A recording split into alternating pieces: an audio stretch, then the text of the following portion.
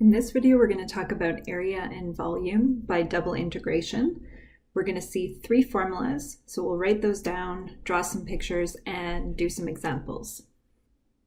First formula is about finding the area of a region R in the xy plane. So we're going to say area is equal to the double integral over the region R of dA.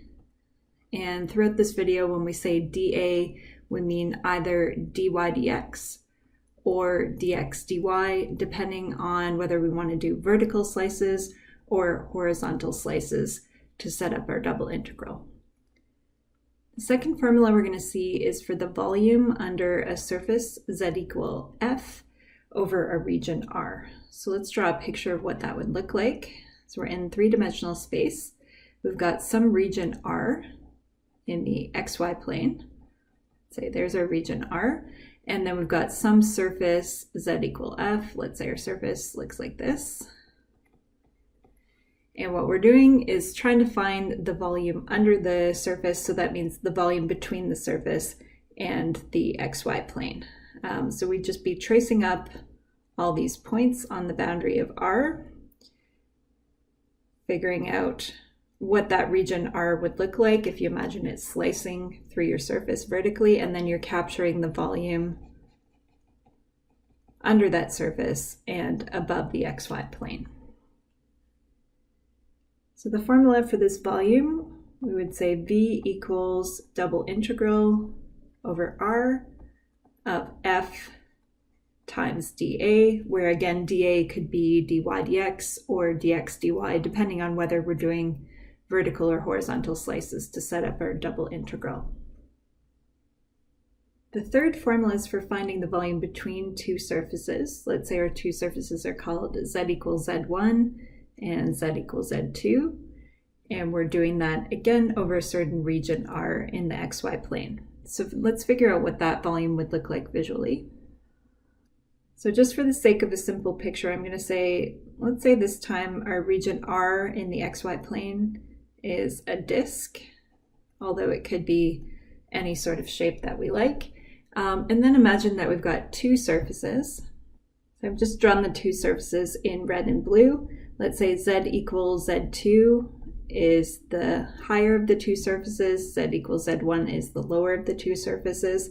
And so we're just looking at all those points that are all the xy points that are sitting in the region R, tracing up vertically, particularly just thinking about the boundary of R and where those points would slice vertically through our surfaces.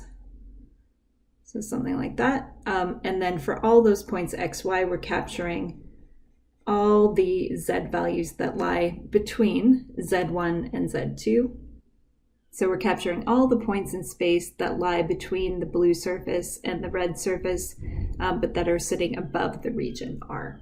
Volume in this case will again look like a double integral over the region R, and this time our integrand is going to be z2 minus z1.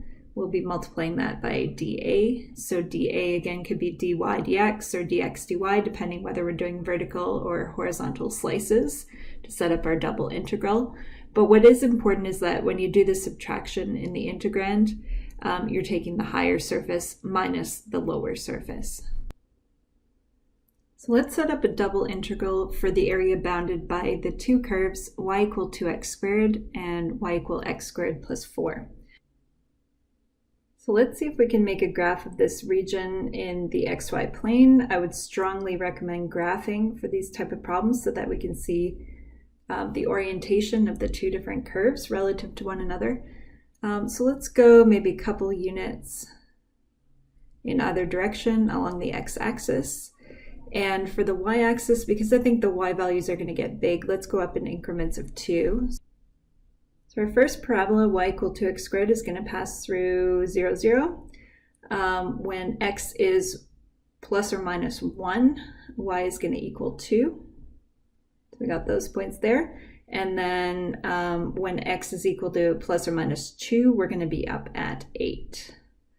Okay, so that gives us a rough idea of what this parabola is going to look like. So we'll just label that red one there, y equal 2x squared, and then let's try to plot the second one as well. So we'll do that in a different color. Y equal x squared plus 4, going to have a y-intercept of 4. When x is plus or minus 1, y is going to be 5. Remembering that we're going up in increments of 2 along the y-axis. That would look like that. And then by the time we get to x equal plus or minus 2, the y values are again going to be 8. So passing through those same points that we saw on the other parabola. Okay, so let's draw our blue parabola here. I'll just label that on the left side, blue parabola, y equal x squared plus 4. So we can see from our picture that the two parabolas are going to meet up when x is equal to plus or minus 2. Now let's say that we didn't have enough detail in our picture to figure that out. The way that we could have figured out the intersection, those two parabolas, would be just to set y equal y.